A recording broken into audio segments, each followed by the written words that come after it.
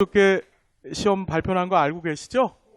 예, 2월 8일 시험이에요. 그러면 예, 오늘 포함해서 며칠 남았어요? 예, 90일 남았습니다. 그죠?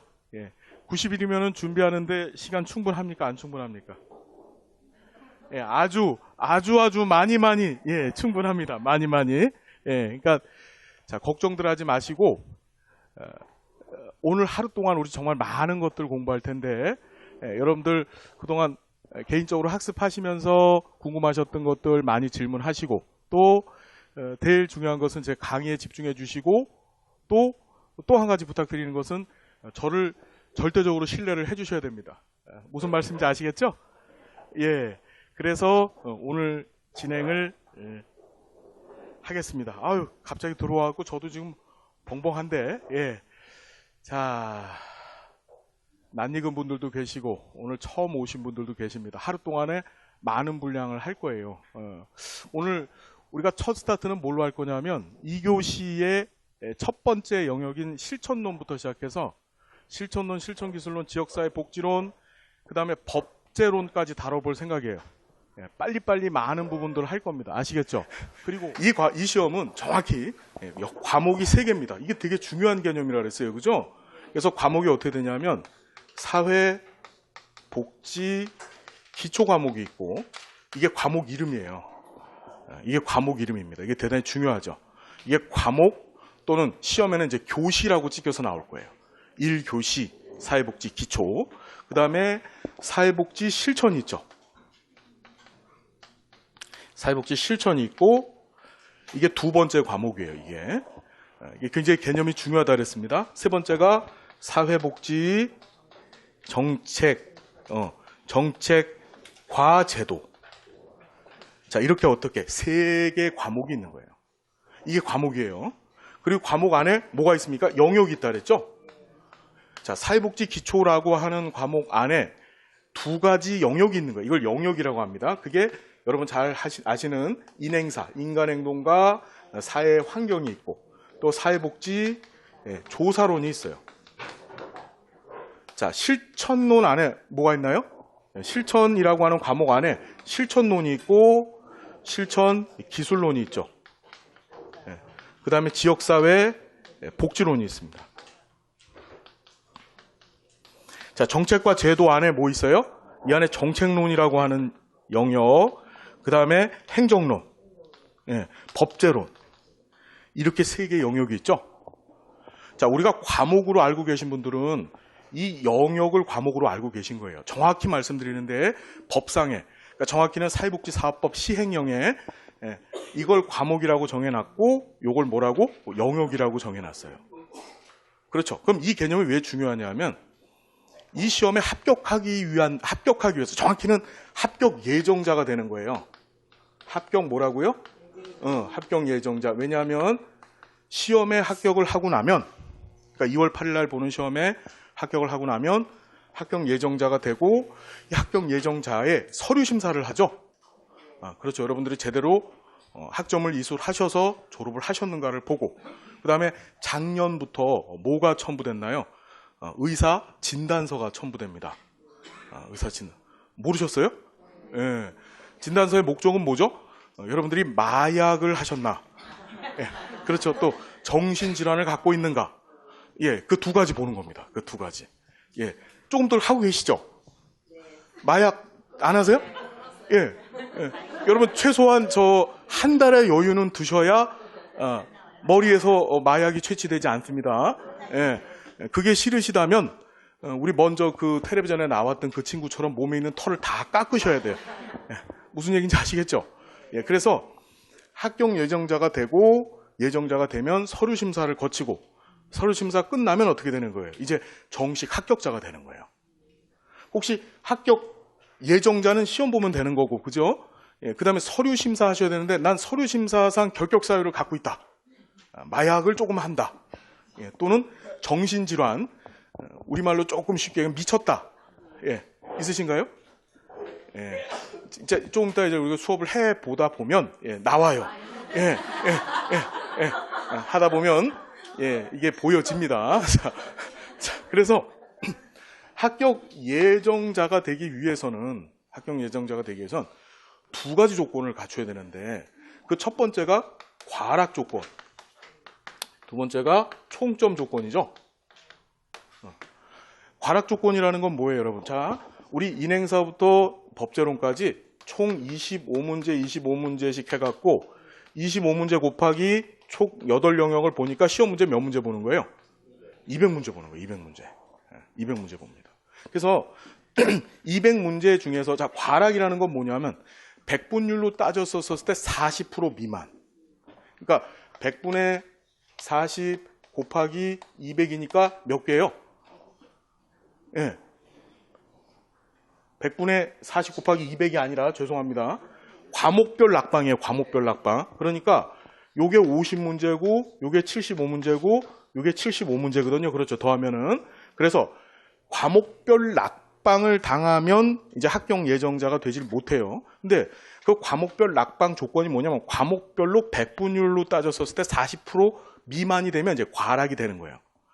그래서 100분의 40 곱하기 50문제가 되죠. 사회복지 기초에서 내가 과락을 당한다 했었을 때. 그럼 몇 문제가 되나요? 20문제가 됩니다. 20문제. 그렇죠. 20문제가 돼요. 자, 여기는요. 실천이라고 하는 게 과목입니다. 이게 과목이에요. 합쳐서 여기서 과락이 되기 위해서는 30문제 미만을 맞추게 되면 과락돼요. 과락. 자, 총점 조건은 어떻게 된다 그랬죠? 예. 총점은 200문제를 갖고서 총점을 따지는 거니까 총점은 어떻게 되냐? 100분의 60 이상을 맞아야 돼요. 100분의 60. 그러니까 100분의 60 곱하기 200문제는 몇 개? 120개. 이상만 맞으면 되는 거예요. 120개 이상만. 이해되시죠? 자, 그럼 이 얘기를 잠깐 빌어서 말씀을 드리면 뭐냐면 이 시험은 영역별로 빵점을 맞아도 합격 예정자가 될 수 있다 없다? 있어요. 예를 들어서 조사론이 너무 어려워서 조사론을 빵점 맞았어요. 다 틀렸습니다. 정말 아름다운 상상이죠, 그죠? 그리고 어떻게 돼요? 인행사에서 20개만 맞았어요. 과락돼요, 안 돼요? 안 됩니다. 이해되시죠? 무슨 얘기인지? 과락이 안 돼요. 그러니까 영역별로 빵점을 맞아도 과락되지 않는다. 영역별로 빵점 맞아도.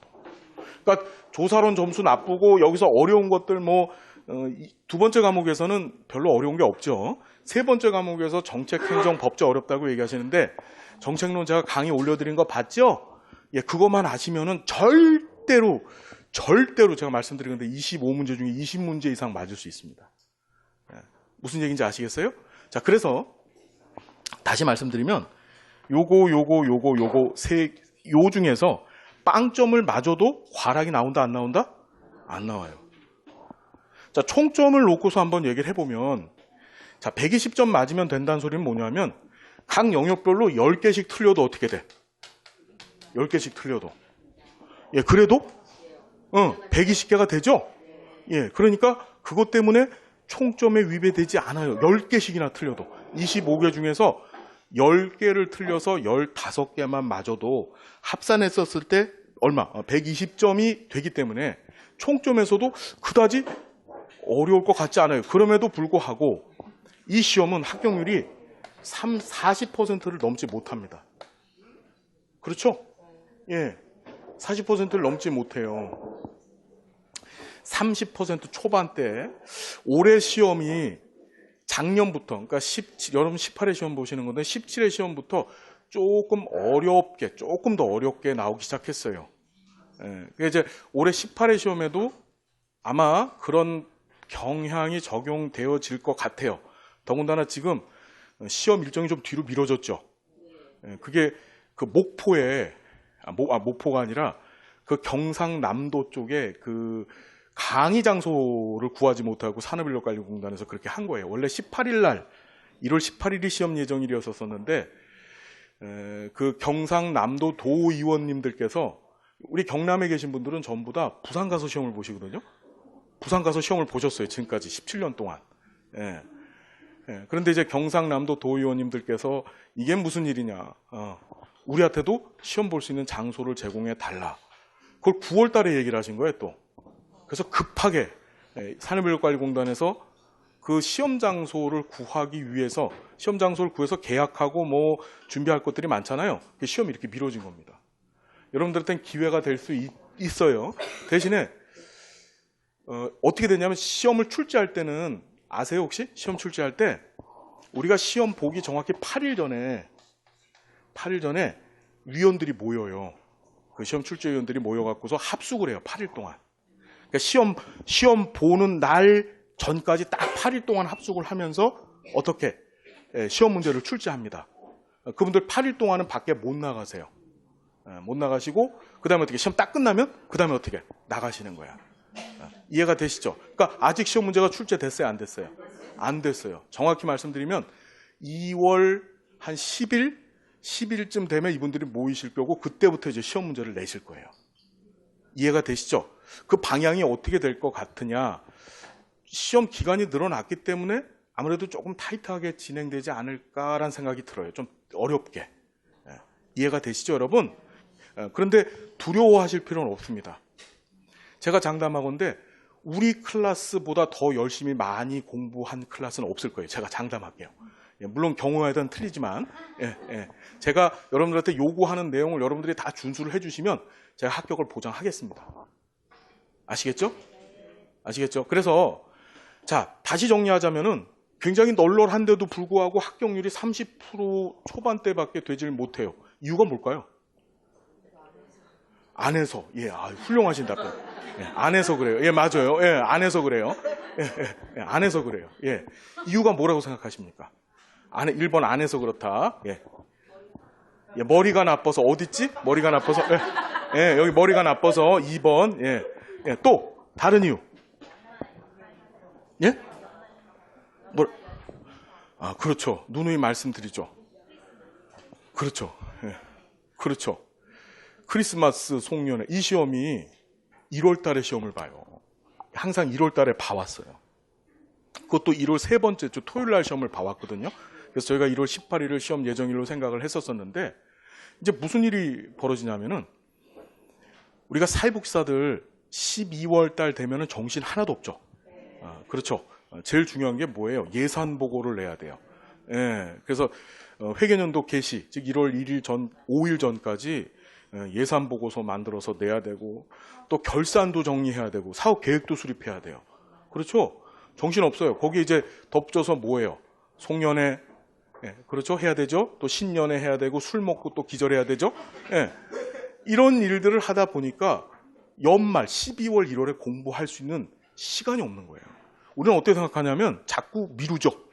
미뤄요. 아이씨, 이까짓 거 뭐 기출문제만 풀어보고 가면 된다더라. 그래서 어떻게 합니까? 기출문제만 풀 각오를 해요. 하루에 한 과목, 한 영역씩. 그렇죠? 절대 되지 않는 일을 스스로 계획하는 거야, 그렇게. 그런 일을 하다 보니까 자꾸 시간을 미룹니다. 미루시면 안 돼요, 절대로. 지금 이 시점, 정확히 90일 남았는데 이 시점부터 제가 여러분들한테 하라고 하는 것만 하시면 돼요. 하시고 시간을 절대 미루시면 안 됩니다. 12월 초부터, 연말부터 시작해서 1월 초까지는 여러분들한테 공부를 많이 하라는 요구를 하지 않겠습니다. 더군다나 지금처럼 2월에 시험을 보는 그런 상황에서는 여러분들의 공부 방향은 어떻게? 지금 11월 달에 아주 집중해 주시고 12월 초까지, 그리고 연말연시는 조금 누수하게 가세요. 그리고 어떻게 합니까? 1월 중반부터 시작해서 2월 달에 확 몰아붙이면은 여러분들 굉장히 좋은 케이스예요, 지금. 운이 좋습니다. 충분히 합격하실 수 있다. 이해가 되시나요?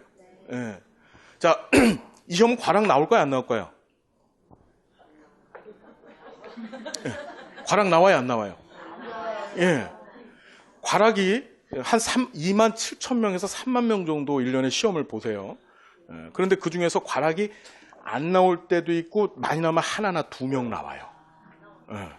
과락이 안 나오니까 과락 걱정은 안 해도 된다. 총점에만 초점을 둬서 공부하시면 돼요. 그 얘기 무슨 소리냐? 전략적으로 공부하시면 된단 말이에요. 무슨 소리죠? 영역별로 점수를 잔뜩 끌어올릴 수 있는 데에 대해서는 어떻게? 열심히 해서 그거 점수 잔뜩 끌어올리시고 그 다음에 정말 어려운 영역들이라고 여러분들이 판단되시는 부분들에 대해서는 아주 기본적인 거, 반드시 시험에 나올 것들 위주로 해서 정리하시면 충분히 합격할 수 있습니다. 혹시 여기서 200점 만점을 목표로 공부하시는 분들 계세요? 지금 17년 동안 이 시험이 진행되면서 200점 만점 있었다 없었다? 없었어요. 한 번도 없었어요. 17년 동안에 그냥 퉁쳐갖고 3만 명씩 시험 봐서 17년이면은 거의 60만 명이 시험을 봤잖아요. 그런데도 만점이 있었다 없었다? 없었어요. 여러분들이 만점 해주셨으면 좋겠는데 만점이 되면 어떤 상이 있나요? 모르세요? 사회복사 1급 자격증 나오죠? 응. 여기다 금으로 이렇게 태를 해줘요. 금으로. 예. 모르셨어요? 예, 금태를 둘러주고 보건복지부 장관이 직접 상을 그런 일은 없어요. 그런 일은 전혀 없습니다. 죄송한 얘기인데 120점으로 합격하는 사람하고 200점하고 200점 물론 이런 사람은 없지만 합격하는 거하고 자격증은 똑같이 나옵니다. 불안해하지 마세요. 불안해하지 마시고 걱정하지 마시고요. 두근두근해하지 마시고 많이 어려운 시험 아닙니다. 여러분들이 제가 누누이 어느 강의를 가든지 간에 드리는 말씀이 뭐냐면 1영역 첫 번째부터 시작해서 8번째까지 영역을 제대로만 한번 쭉 훑으시고 이 시험은 뭐냐면 결시율이 굉장히 많아요. 한 4만 명 정도 응시를 했다가 시험장에는 10,000에서 12,000명이 안 가요. 그렇죠. 한국사회복지사협회 좋은 일만 시키는 거죠. 그렇죠. 왜 안 가죠? 안 가는 이유가 뭐예요? 그렇죠. 우리는 시험 공부를 하면서 자신 있는 영역이 발생해. 그건 이거야. 인행사. 왜? 자, 오늘부터 공부 시작. 프로이트, 그죠? 정신분석이론 시작해요. 아싸, 야, 프로이트, 야, 이까지 거 뭐. 그렇죠? 그리고 나서 어떻게 하나요? 갑자기 또 무슨 일이 생겨. 술 먹어야 돼, 또 놀아야 돼. 그렇죠. 한 2, 3일 까먹고 나서, 그래, 또 다시 시작. 어디서부터 시작해? 인행사부터 또 시작해. 이해되시죠? 그리고 또 무슨 일이 또 생겨. 또 뭐해? 또 다시 시작, 또 인행사. 놀라운 일이 뭐냐면, 제가 10수년이 강의를 하면서, 우리 사회복지사들은 프로이트에 대해서는 기똥차게 잘 알아요. 제일 취약한 게 법제예요, 법제. 법으로 못 가는 거. 여기까지 못 가는 거야. 자, 다시 말씀드리건데 처음부터 끝까지 한 번 내지 2번만 제대로 훑으시면 돼요. 기본기를 쌓고, 그러니까 골격을 제대로 만들고 그 골격에 근거해서 중요한 기출문제 위주로 해서 기출되어졌고 중요하다고 제가 말씀드리는 부분 위주로 해서 정리하시면 충분히 어떻게 합격하실 수 있다. 이해되시죠? 네. 자, 지금 이때부터 우리가 이제 달려볼 겁니다. 제가 여러분들한테 부탁을 드리는 거는 집중해 주시고 중간중간 질문 많이 해 주시고 알았죠? 그리고 저를 믿어 주시면 됩니다. 알았죠?